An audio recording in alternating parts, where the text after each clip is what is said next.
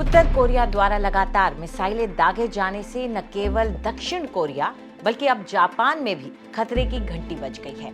उत्तर Korea ने गुरुवार को कई बैलिस्टिक मिसाइलें दागी। माना जा रहा है कि इनमें से एक मिसाइल इंटरकॉन्टिनेंटल बैलिस्टिक मिसाइल यानी कि ICBM है। इसके चलते मध्य और उत्तरी जापान के कुछ हिस्सों में निवासियों को शरण लेने के लिए अलर्ट कर दिया गया।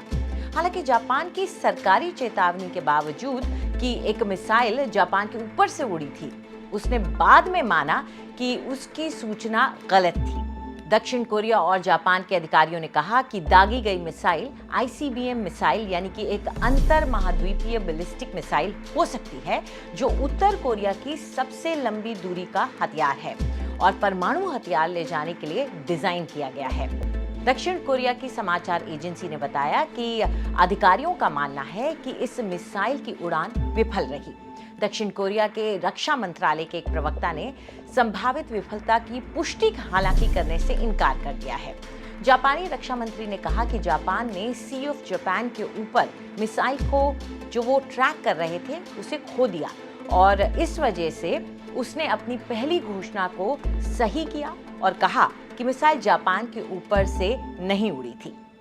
उत्तर कोरिया ने एक दिन में 23 से 30 मिसाइलें दागी हैं, जिसमें पहली बार कोई मिसाइल दक्षिण कोरिया के तट के पास गिरी है।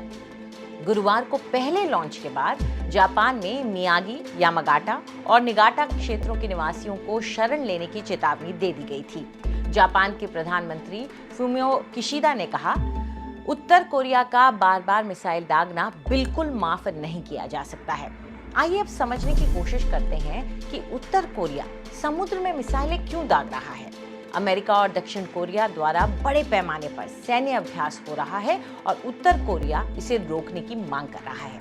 उसने मिसाइलें ये कहते हुए दागी कि सैन्य उतावलेपन और उकसावे को अब बर्दाश्त नहीं किया जा सकता है। अमेरिका और साउथ कोरिया अब तक के सबसे बड़े सैन्य अभ्यास कर रहा है। इसमें सैकड़ों दक्षिण कोरियाई और अमेरिकी युद्ध विमान शामिल हैं, जिनमें F-35 लड़ाकू विमान भी है जो 24 घंटे मिलिट्री एक्सरसाइजेस कर रहा है। सियोल और वॉशिंगटन का कहना है कि अभ्यास अपनी रक्षा के लिए किया जा रहा है और उत्तर कोरिया के खतरों का मुकाबला करने के लिए जरूरी है। 4 अक्टूबर को उत्तर कोरिया ने 5 साल में पहली बार जापान के ऊपर एक बैलिस्टिक मिसाइल लॉन्च की, जिससे वहां के निवासियों को कवर लेने की चेतावनी दे दी गई थी।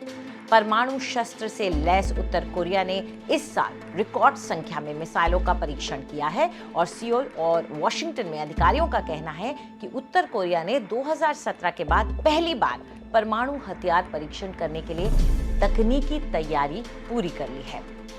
आपको हमारा ये वीडियो कैसा लगा? कमेंट सेक्शन में हमें जरूर बताएं। देश और दुनिया की तमाम बड़ी खबरों के लिए सब्सक्राइब करें आज तक।